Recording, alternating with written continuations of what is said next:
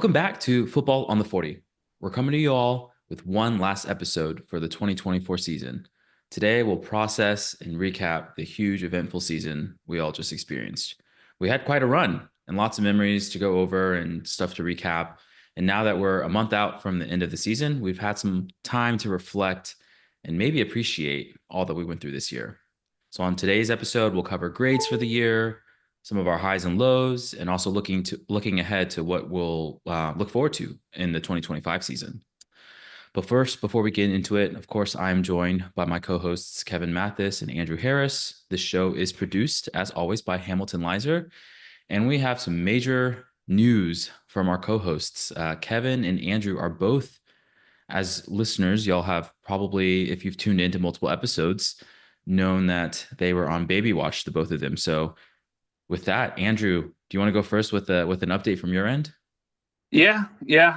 Mine's half as crazy as Kevin's, so it's only appropriate that I go first. Let Kevin kind of dive in a little bit more. But yeah, had a baby girl a couple weeks ago, which was exciting. Everything went well with the delivery. Hospital went well.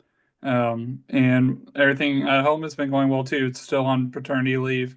Got a couple more weeks of that, so that's exciting. Get to bond with our baby girl just a little bit more, and yeah, nothing. I mean, obviously, there's a life change with going 1 to 2, but other than that, I mean, it's kind of been straightforward for the most part. So, really thankful for that. But Kevin, I know you got your hands full. Tell us a little bit more. Yeah, I'm in a similar situation. The twins are here, so it's a little different than yours, but we were chatting beforehand, like having a toddler and infant or infants is like really, really tough. The last 3 weeks for us have been a blur. We're trying to get some rest, and Laurel's parents have been really helpful, but it's been a grind, not gonna lie. Um, but everybody's happy and healthy, which is good. We're just trying to get to the next day, kind of, you know. It'll be over soon, I think. Happy to be here with y'all. In the trenches, y'all are crushing it. So happy for y'all, of course, and for y'all's families. And yeah, I think listeners, if y'all have been tuning in, we appreciate y'all listening as well, and hope we all extend our best to Andrew and Kevin too. So yeah, let's go into. Oh, I'll give an update on my end. We're all great over here too. Theo is moving and grooving a bunch. His latest update is he has learned how to open our doors in our house, so that's been fun. Following him around and closing doors behind him. Got to figure out how to baby proof those. Even though Nice. the door handle baby proofing solutions are just not super elegant, but Nice. it's exciting stuff. Hayes moved from being able to open the doors to like slamming doors. Oh, nice. Yeah. So that's been fun. Sometimes when we Yeah. put him down, he actually requests that while we close the door that we slam the door on him when he goes night night. Just to feel something. Just to feel Yeah. something. Nice. I love that. I love that. Love it. All right, cool. Well, our first segment, listeners, is on our grades for the season. So, as the report card goes, each of us will give a grade for how we felt like the Longhorns did this season, as well as some of the rationale. So, Kevin, we'll bounce back to you first. What would you give the Longhorns this season grade wise? Yeah, I'm gonna go A minus. They exceeded my expectations in the regular season by 1 win, I think. Um, I was expecting to have kind of a tough go of it in our first season in the SEC, and to only lose to Georgia with our like moderately difficult schedule was really, really great. And I think we were in the limelight pretty much the whole season. I also think, making it to the SEC championship, like that's really remarkable in the first season in the SEC, and then in a differently formatted CFP the to get back to the semifinal was a really big achievement, especially with the difficulty that we had against Arizona State. So the only reason I'm not going A plus is we didn't make it to the national championship.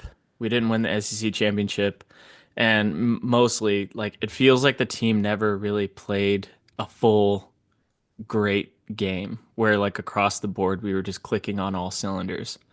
Like, sure, we had good games against Mississippi State and Florida and maybe a few others, but like against quality opponents, it just never seemed like we were really clicking on all cylinders. So, despite that, though, it's pretty impressive what the team was able to achieve, and it was definitely a good season. So, what would you guys grade it?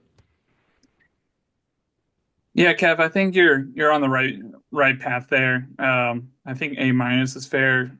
I'll go with A, just slightly higher, but I think anywhere from B plus to A is fair for this season. I think it just depends on the perspective. We didn't have a ton of injuries on our team, ton of significant major injuries on the team throughout the year, but the injuries that we did have were at significant positions, if that makes sense, and especially running back. If CJ Baxter's our running back the whole season, we might have been Ohio State. It wasn't, you know, not being able to convert from first and goal at the 1 yard line, 2 yard line. You would think having someone like CJ Baxter would have helped in that situation among other situations, especially against Georgia. But yeah, I mean, overall, I'm just going to give it an A, just given the perspective. We had some injuries. Quinn missed a couple of games.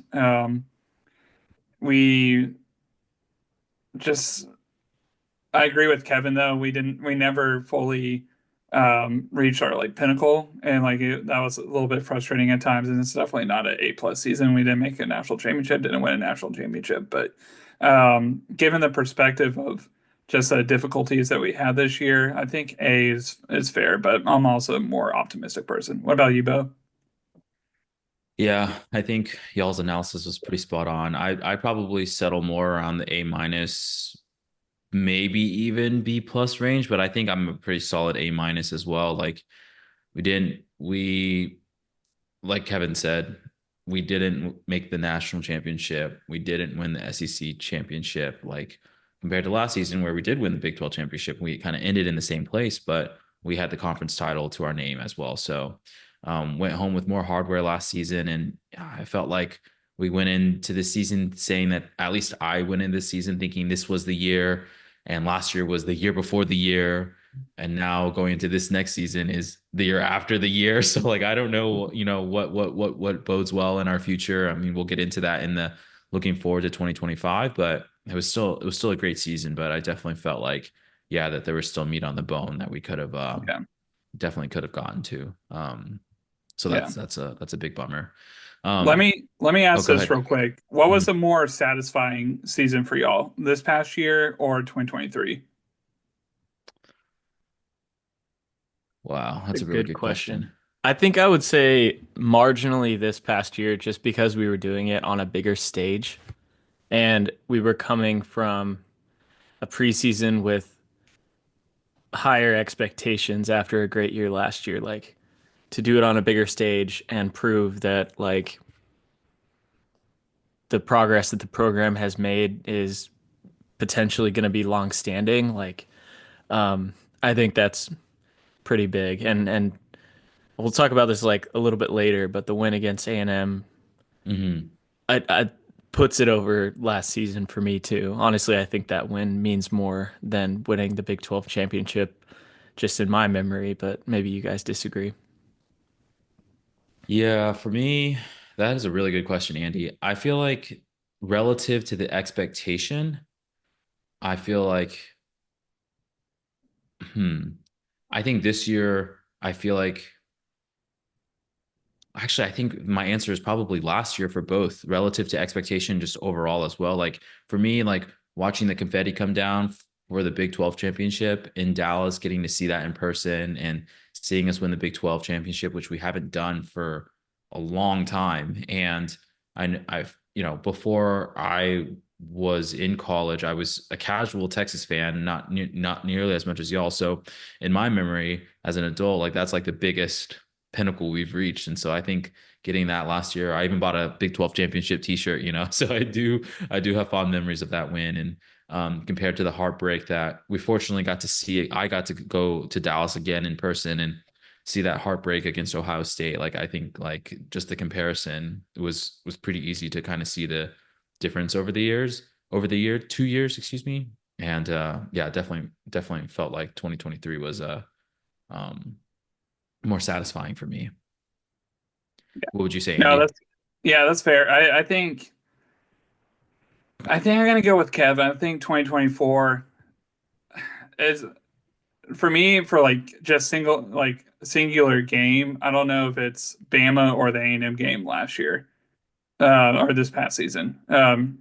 Because I mean that Bama game was amazing, but I was quietly confident that we could beat Bama. Just given how the tides, no pun intended, were turning going into the season.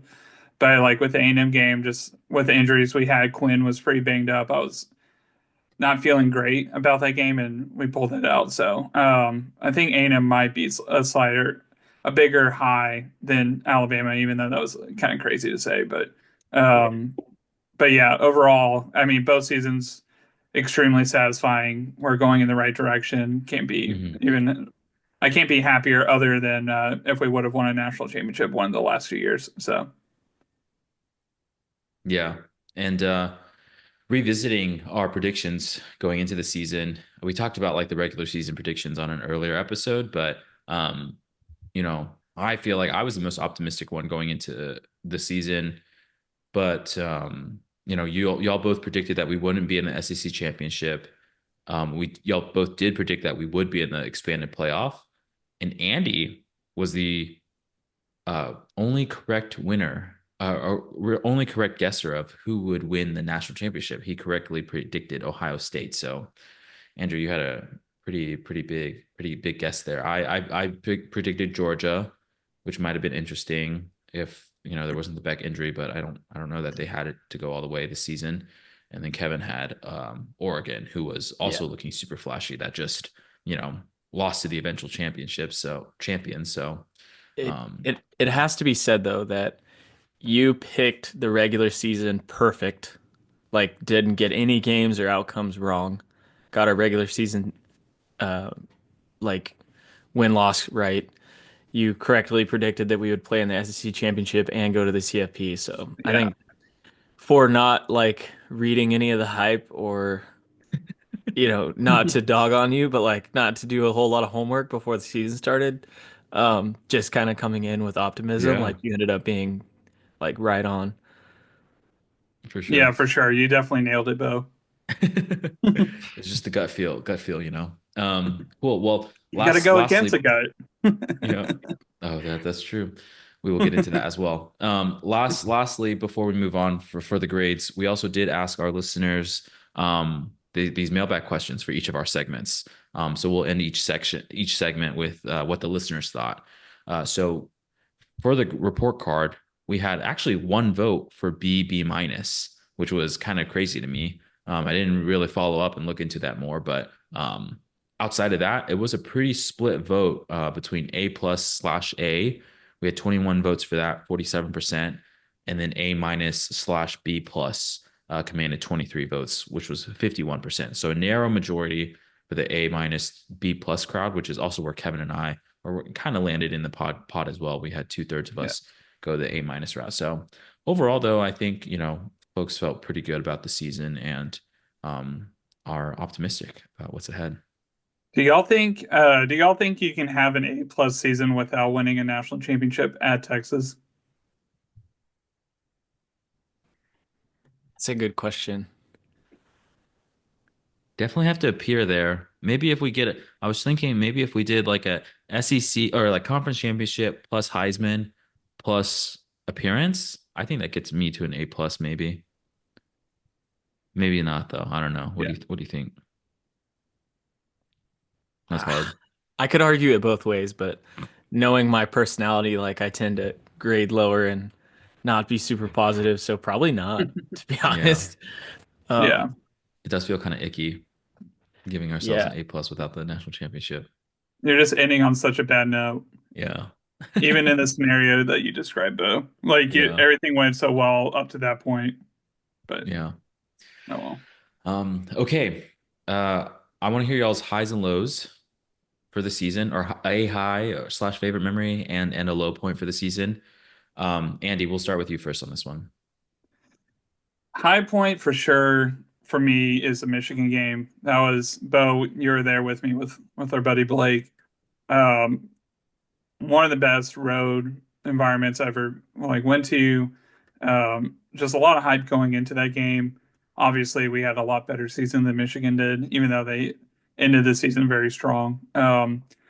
But just overall, it was an amazing trip. Very thankful I went, and do not regret one single bit going on that trip. So, yeah, Ann Arbor was an amazing town too. Thankfully, we made it back to Detroit. That's a story for another day, but thankfully we were able to make it back that Saturday night. But yeah, overall that was an amazing experience. And then low, the second Georgia game, I would say, I just felt like we played better than Georgia. And back with Beck going out, I just I if you replay if you could replay the start of the second half and then go to the end of the game, I think Texas wins that game 7 out of 10 times probably. And that was one of the 3 out of 10 times that we lost. We just really shot ourselves in the foot, and I just think we should have won that game. Now, would it have mattered in the long run? Who knows? But because we probably would have had to play Georgia again a third time, and that would have been a interesting matchup. But yeah, I just felt like we wasted an opportunity there. But what about y'all? I would say my low point was when Arizona State came back and tied the game up in the playoffs because I had been like really cocky that the game was over, we had won. Ended up having to do a milk shoey because they came back. But like we were watching it at your house and I was literally laying down on the floor, like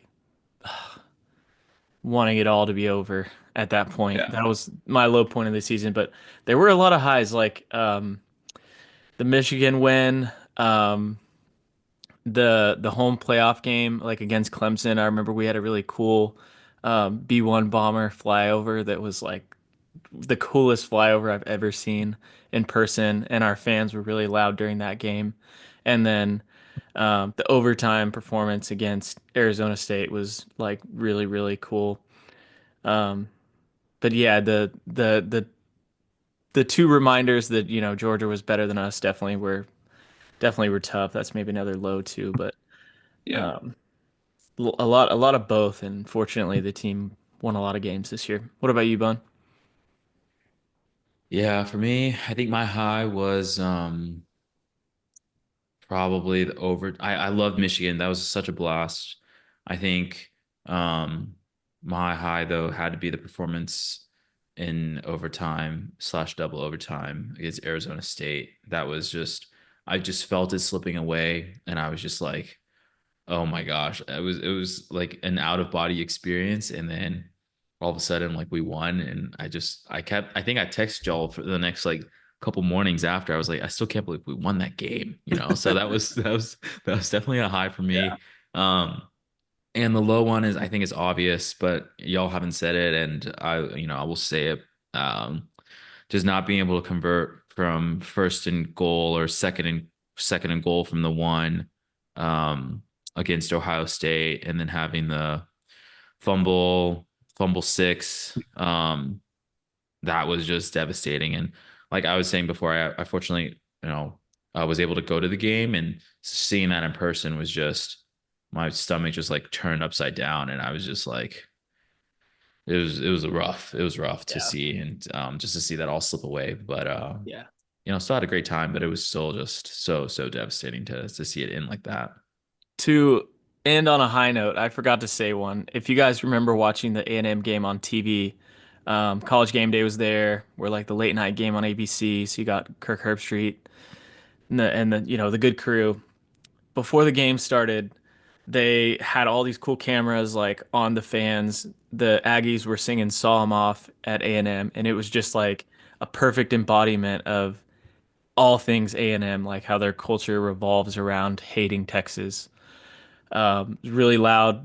I'm sure the stadium was shaking, and the TV did a great job of like setting the stage and helping you as the viewer experience that.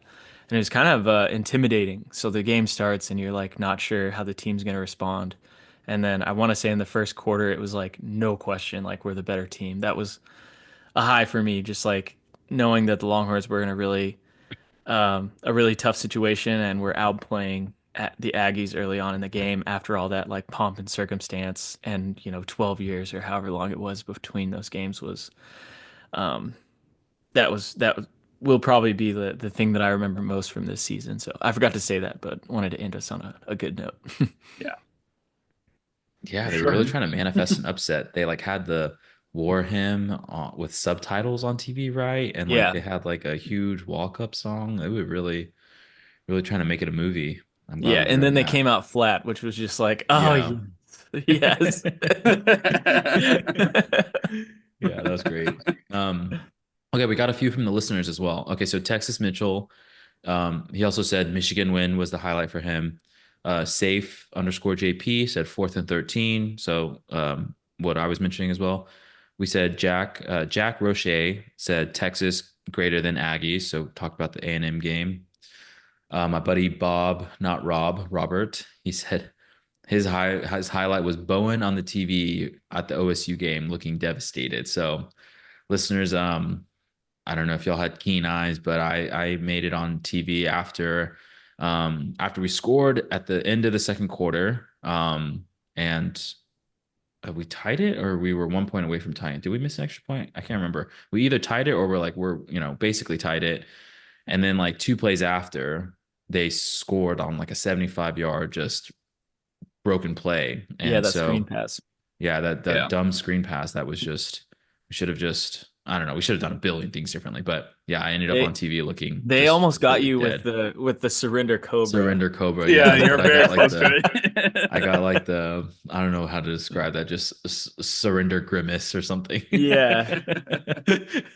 Oh At least I man. didn't, at least I didn't drop an F bomb. I was very fortunate that did not pan to me like in a more vulnerable moment because my boss, like my old boss, like texted me. He was like, "Was this you?" And it was just funny just to kind of see all the response. But anyway, that was a fun memory at least. Our buddy Evan, all I do is Baldwin says the home playoff dominant win against Clemson. And then our buddy Matt Hack said Bolden's fumble recovery for a touchdown against OU. Also, every play Arch was in. So that one is maybe more of a, at least the Bolden one is a more understated one. And then the Arch one is, you know, something we'll talk about going into 2025, but a lot more to look forward to there for Matt. So Yeah. yeah, lots of great memories from the season for sure. Yeah. Yeah, that Bolden one, that's definitely an underrated one that I honestly forgot in the moment right now, but that was an amazing moment, an all-time Texas OU moment for me personally. So that happened like right in front of where I was sitting. So that was awesome. That was really cool. One more question before we head to the next segment. In 5 years from now, will you look at this season as a wasted opportunity? Did Texas waste an opportunity to win a natty? Do you think you'll say that in 5 years? I don't think I will. Yeah, I don't think I will because you alluded to it at the beginning here, but early on in the season, we lost CJ Baxter, who was going to be like our leading production in the running game.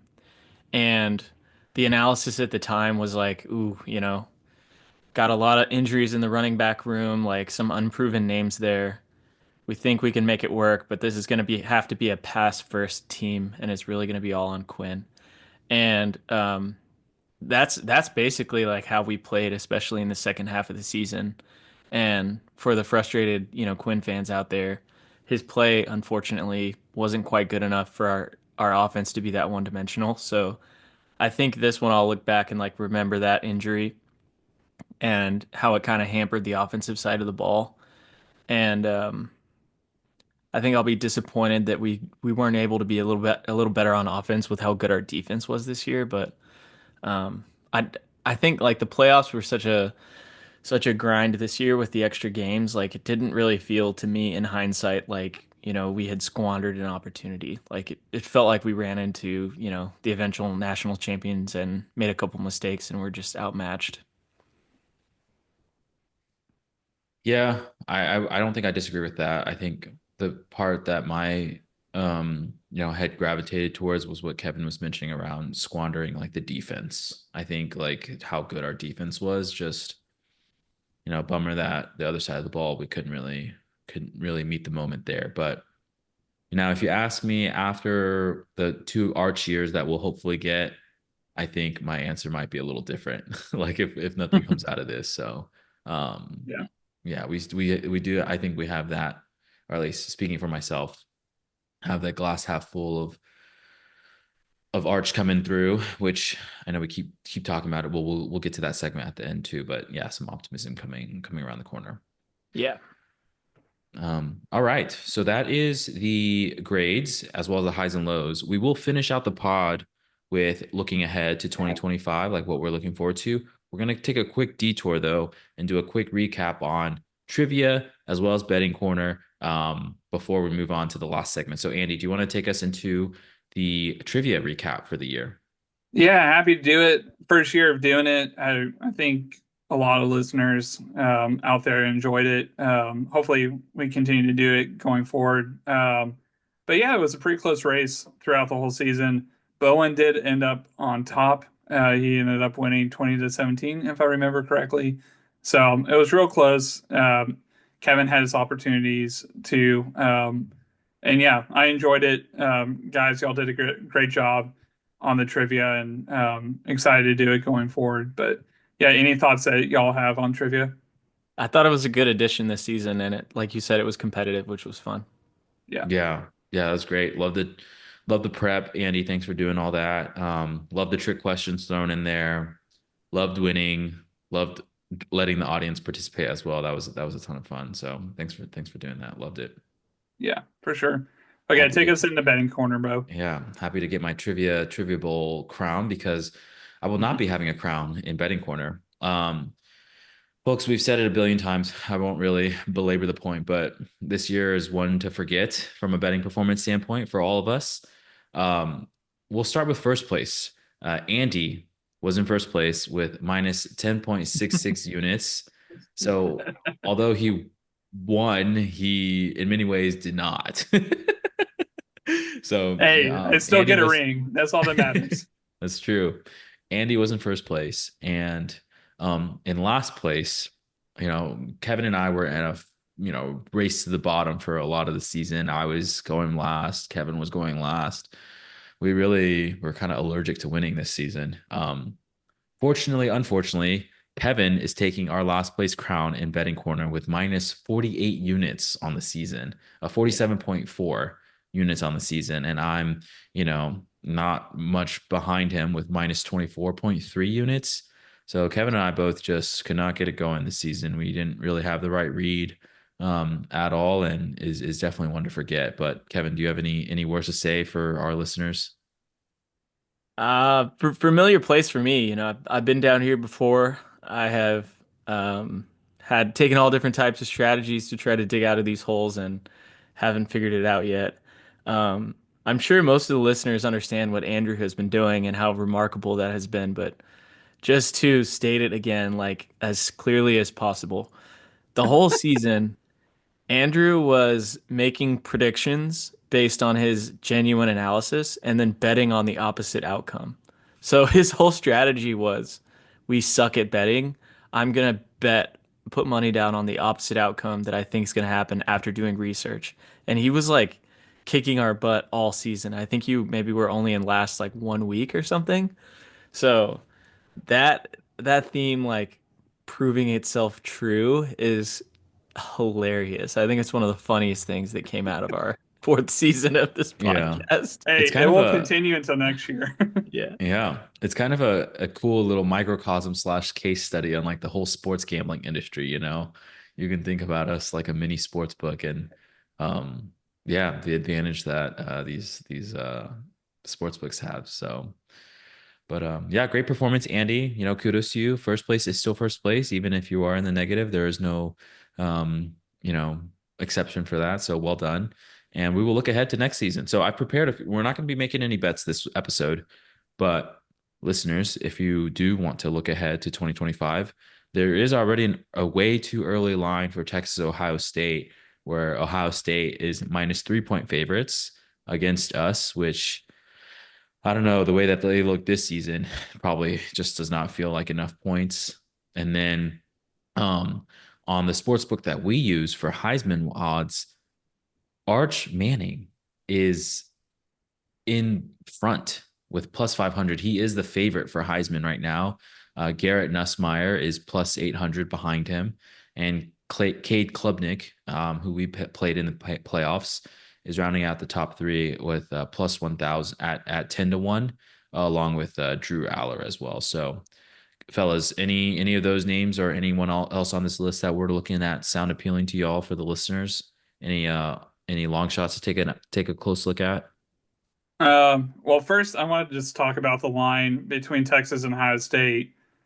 I know, they have to get these lines out for these big games way in advance, but I just think it's just so early to tell. Ohio State's losing basically their whole team except for Jeremiah Smith and Caleb Downs.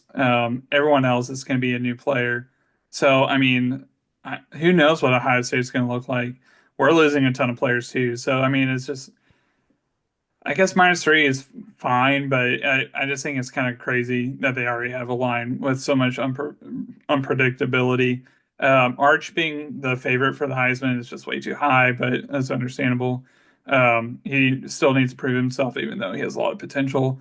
I think Klubnik, just on initial look, I think he has really good odds, even though it's only 10 to 1 to win the Heisman. Clemson has a pretty favorable schedule. They do get LSU at home to start the season and then the rest of the year. They really don't have that hard of an ACC schedule. So if he puts up numbers again like he did last year and they go like 11 and 1, I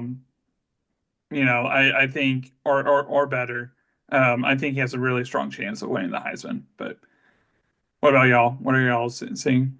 Yeah, going back to the line for the Ohio State game, which is August 30th this year, our first game of the season. There's a lot of parallels between this one and the Alabama game that we played at home a couple years back. Going into that game, Alabama had lost their quarterback and leading pass rusher in Bryce Young and Will Anderson to the NFL draft.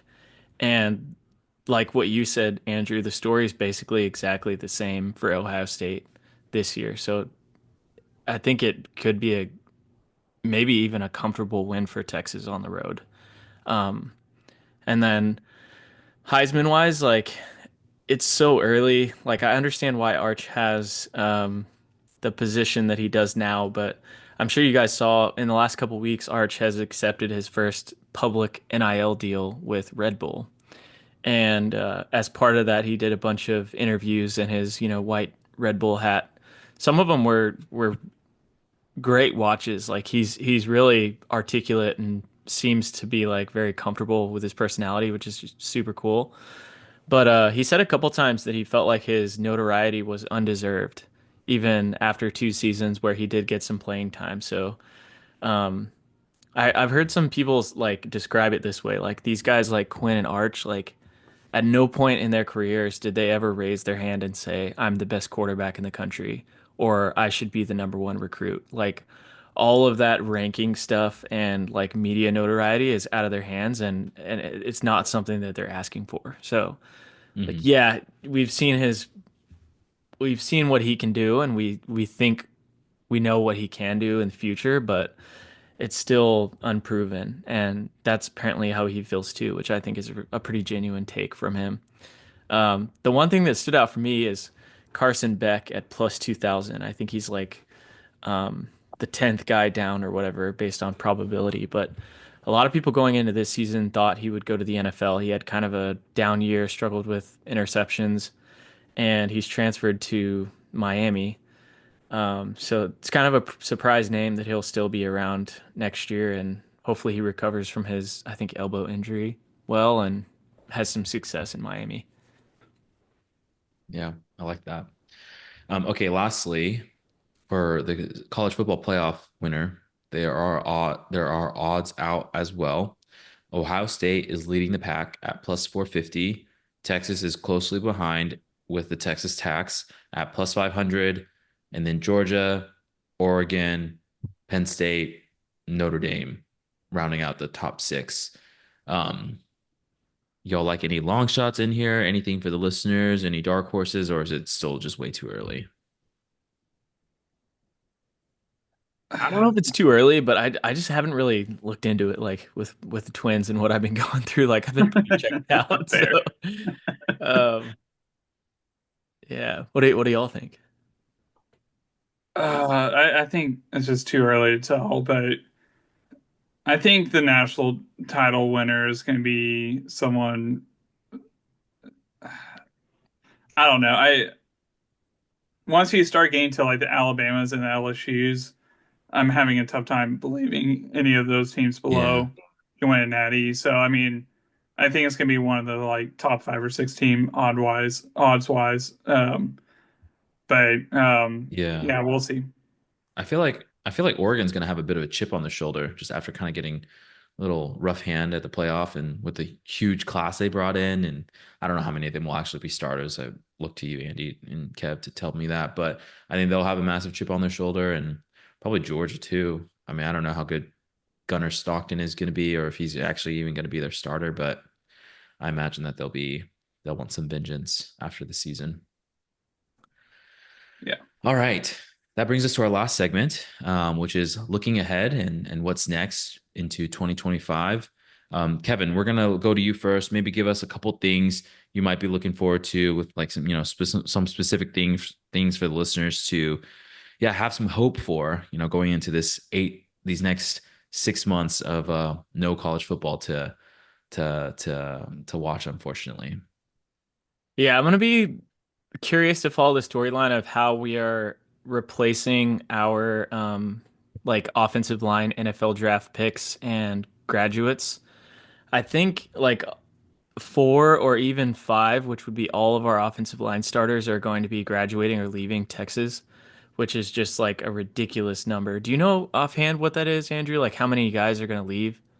Offensive line is 4. DJ Campbell is coming back. Yeah, So so that would be our right guard or yeah. right tackle. Or no, Anyways, left guard. Wait, right guard.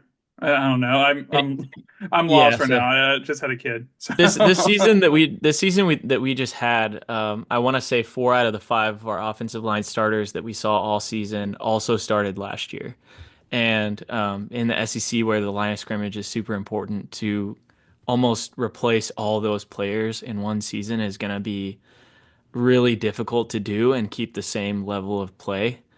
Um, on the other hand, like the other storyline that I'll be watching, obviously, is Arch and his development. The fact that he's going to be at the helm takes will take pressure off of the offensive line and that change in talent because Arch has a lot more mobility than what we're used to seeing. So if pass protection's breaking down, like he can adapt and still make plays off schedule. So I don't think the offensive line like is a huge threat to our success next season, but it definitely would help if he had clean pockets, especially in the first like his first start next season on the road and in Columbus, Ohio. So that's what I'll be watching is offensive line, and then is Arch healthy? What are the reports on him in practice in the summer and in the spring? yeah, for sure. I mean, this is a year of the arch for sure. So a lot of our season success is going to ride with him. I think. Because I think our rush defense is going to be a little worse than the last couple of years. I think our secondary passing defense is still going to be pretty good. Our edge rushers, I think, are going to be a little bit better than last year. We still have really good linebackers. So overall, we'll still have a pretty good defense, but it wouldn't be surprising if we took just like ever so slight dip defensively. As Kevin mentioned, with the offensive line, that's something not great going into the next year. So that'll be interesting to see how that plays out. I think Texas fans need to be patient with Arch, though. This is his first full year of playing. He's going to have some bad games. This is natural at the quarterback position. He's not going to be the perfect quarterback. But hopefully he's here a couple years. He technically can go pro after next season, but all indications are he'll be here for a couple years, so that'll be good. Last thing is hopefully Arch can be the first Texas quarterback since Sam Ellinger in 2019 to play to start all the games. Um, so and with him being a mobile quarterback, there's definitely a higher risk of injury. So if he gets injured, I don't know. I'm excited for Trey Owens, but I don't know if he is ready with his offensive line to kind of lead us in the way that we need to be led, unless we're playing a team that's not on the same level as Texas. So we'll see. We'll see what happens, but hopefully Arch can kind of play throughout the whole season. Yeah. Wow, what a sad stat about the 2019, like one quarterback to lead to start I, every game. that's not it's not uncommon though. I mean, Yeah. especially I Yeah. think we'll see that more and more since the season's been extended. Like I forget how many games we played this season, but it was like 14 or 15 games with the playoffs. So It's it's true. just hard to stay healthy. And I think we got to mention this, especially talking about quarterback injuries. Um, our good friend Garrett Rogers' little brother is now going to be a Texas quarterback. CJ Rogers, who where did he start his college career again? He At started He at Baylor, went to he Baylor, went to Baylor, transferred to Texas Texas State. State. Texas State, then transferred to Houston Christian, and has now transferred to Texas as a preferred walk-on. So he's going to be like, what do you think, fourth or fifth string? Won't see the field, but it'll be cool to see CJ and Burnt Orange. And I know Garrett's family is going to be really, really excited about that next year. Yeah, for sure. Yeah. Yeah, that'll be for sure something to look forward to. Thanks for calling that out. Yeah, we've been, as y'all can tell, listeners, we've been quietly following CJ's career. And we're super stoked to Garrett always gets the updates like super late. And so when he shares them with us, the whole world knows about them already. But we're so excited. We're super happy for him and his family, and yeah, stoked to see him come on the 40 acres and get a degree from Texas as well. I mean, that'll be big to have. And yeah, for me, I think yeah, like y'all said, I'm looking forward to Arch. Andy, I like what you mentioned about being patient. I think that's going to be near impossible for fans and especially for the media. But it's a good reminder, and I hope that you continue to do that as we go into this next season. But yeah, I'm just looking forward to seeing him start to grow and develop as a starter. And yeah, Kev, I saw some of his interviews with him, and I saw his dad. His dad's been doing interviews too that have been pretty fun to watch. So more Cooper Manning with his 50-gallon bucket hat would be, this is going to be a welcome sight on the 40 acres for sure. Yeah. Okay, we have a couple of mailbag responses from the listeners before we wrap up here, in terms of what they're looking forward to. P Rice 1288 says, looking forward to less screen passes and stop trying to outsmart ourselves. Let's keep it simple. I like that. I like that. We had a lot of reliance on the screen game, kind of like what y'all said, extension of the run game. Couldn't get much going. Hopefully, going to next season, our running back room is a little bit more effective. Okay, and then lastly, Jack Roche says he's looking forward to Manning leading us to a SEC championship and another trip to the Final Four. Parentheses, at least. So clearly, Jack Love is all gas. He is not being patient. He is ready to go. Yeah. Yeah, love the patience there, Jack. Keep it up. Shout out. Shout out Jack. He shot on the trap and skeet team with Sam and I in college, so I'm happy Nice. that he's contributing here. That's cool. Yeah, he's stoked. He's stoked. All right. Well, listeners, thank y'all for tuning in. That'll do it for us this season. Each and every week, we appreciate y'all listening. Andy, Kevin, I appreciate y'all being my co-hosts, doing this fun ride together, and especially as dads part two and three. I know that y'all's lives are really crazy right now. We had a blast this season, listeners, and as we embrace for the winter of the off season and what I call our friend group hibernation. We hope that y'all all have a wonderful and safe and healthy start to 2025. And we will catch y'all all on the next Football on the 40. Hook 'em.